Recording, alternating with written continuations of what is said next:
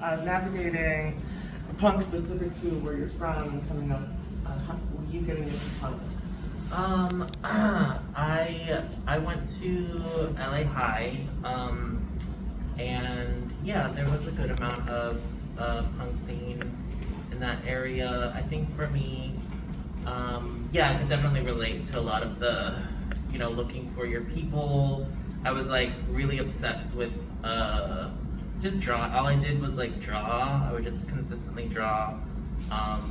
Like gender non-conforming people I would see in the world, or queer people I would see in the world, and like I was like fixated on that, and I didn't have really the language to know like what I, as like a trans woman, young trans girl, I didn't really know even really what that was, but I was like searching for it and just consistently drawing it, and then for me I feel like the politics weren't as like, I feel like there was a disconnect when I was growing up, and it was also like the timing of punk in the early 2000s was like, it was way less political, like it was way less like attached to this more broader scope of social movement.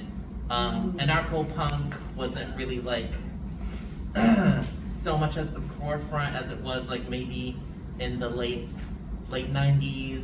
I think the 9/11 had a lot to do with that, because there was so much propaganda that was pushed upon so many people that like if you didn't have access to outside sources like zines or other things, like there wouldn't be any other counter discourse to that. But in the scenes that I was part of, or the friends and folks that I was like in the scene with, yeah, I was in high school and same like drinking, smoking, and just Would you say like getting into punk, did you get into punk like through zining? Did you start getting into punk through performing? I think just listening to it, I just made friends, and they introduced me to bands like Bad Brains or Dead Kennedys, and just was getting into it. And then my oldest sister actually at the time was getting influenced by how I was like dressing, and she got me my first ring belt, but not for the sake of fashion. I went to a really violent school, and there were people like that would just come on to our school, and like they wouldn't go there, and they'd be like 20-year-olds, and they would just like beat up girls, so this is early on. This was early on, like, yeah. Circa what year? Like 2000, between like 2001 to 2003. See, I'm class of 03. Oh, cool. So I would have been, but I dropped out. I dropped out, and now I'm speaking at colleges. So you don't need college, you don't need school.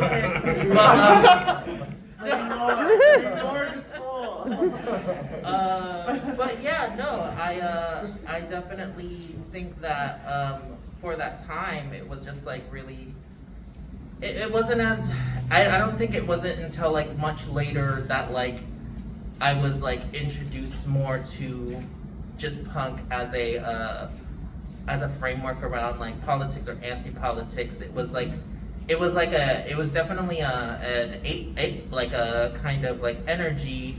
I feel like I was very controversial in my school. I got suspended consistently for challenging authority and like questioning the deans and getting arrested, or not. I didn't get arrested until later on, but there were like riots at my school and stuff. So,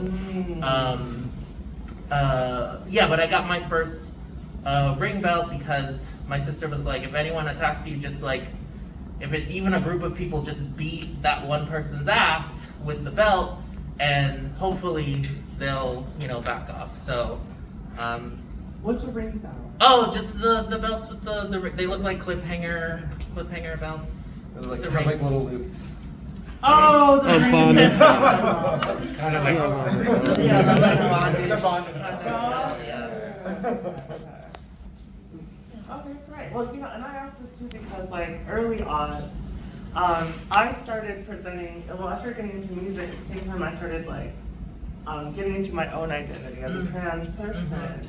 And in Santa Ana, Orange County, a lot of my friends will regard me, a lot of my peers around that time would say that I'm possibly one of the first trans people involved in like punk in that specific area.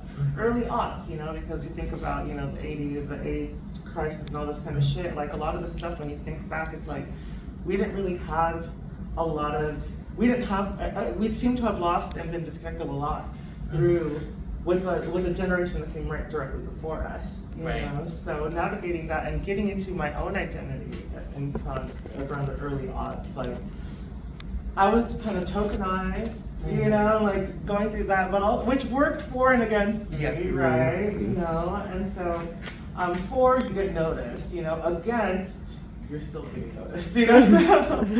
So people didn't want to, people did not want to see a fat tranny with smeared lipstick all over her face, screaming at a microphone. Like that's just not something they wanted to see, you know. And so, but yeah, navigating the early aughts to that, like I love it. So you were coming up in LA as well, and I was in Orange County. And Byron is from Orange County. Byron, absolute icon from the OC. Can you tell us a bit about coming up in punk and navigating it in your area? Yeah, I grew up in Anaheim, so not too far away from here, and it was very, a lot of it came from just feeling like really isolated and feeling really alone and confused, and I think I felt like a weirdo, and I searched for that community or what that would mean or where that comfortability is.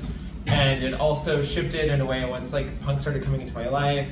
It also helped me navigate kind of a lot of like the homophobia that I was experiencing because I wasn't fully accepting of myself. I mean, I was in junior high, so I was like, I don't know, 13, 14, trying to navigate my sexuality, and I grew up in a really Christian church, so there was also the like negativity of what that could mean, and then I found punk, and I found this like identity that was expressive, and that was open, and that was weird, and in my mind, I looked at it as being like, well, if people are gonna make fun of me, or if people are gonna say anything, like let me do something and let me actually like showcase how strange and weird I can be.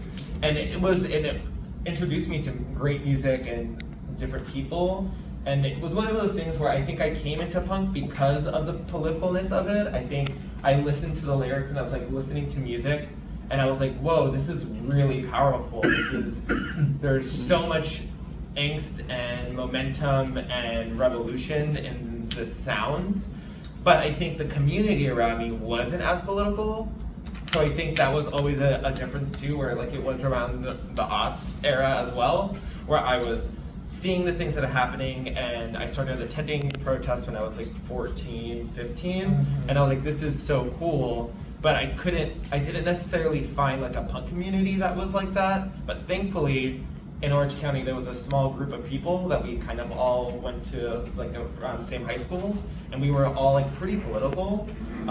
So we were, even though we went to these like punk spaces and punk shows, where I don't necessarily feel that people were always on the same political space mentally. I think people were Orange County. In Orange County. We're on the same page over there. Yeah, I think people just like wanted to be angry and get drunk, and I was like sober, and I was like, I don't drink, I want to like, you know, change the world and revolutionize things. And then I started reading books. I think I started reading like the Lexicon Devil, that Derm's book, and then I started seeing like how queer punk used to be, and I was like, what happened to that? Like why isn't that still happening? Like it's so rooted in queerness, and I just didn't see that around me. And then that's when my friends and I were like, what year is this? This is between like 2004, 2008. Okay. Yeah, that's like when I was in high school, and in 2008, my friends and I were like, let's start a band, and a big part of it was being like, we're like people of color, and we're angry, and we're angsty, and we want to change the world, and we like, yeah, and then we started doing stuff around. Would you say you started entering, before you started, well, Did you connect with the political organizing first before the music, or? I think it was definitely the music first. Oh. It was definitely music first because When I you were was listening. when I was listening to it. But I was like Right. listening to lyrics, and I was like this is what they're talking about. And I would go to shows and be like, we're not like y'all aren't listening to the music. You know, you're just like feeling it, which is great, which is rad. You know, it's amazing that people could feel it and that it did, you know, activate people in that way, and it created community. Like I used to go to Santa Ana, I used to go to the clinic, I used to go to the Showcase Theater in Corona, like different shows in different spaces. But I think for me, what drove me was what people were saying, what people were doing, which then led me to start going to LA and start going to the Smell, and I saw this band called Resistant Exist there, and that kind of just like changed things for me. Yeah, Resistant Exist, fucking legendary band. Yeah. Okay, and well, thank you for sharing all that. But like, you know, when y'all started tapping into music,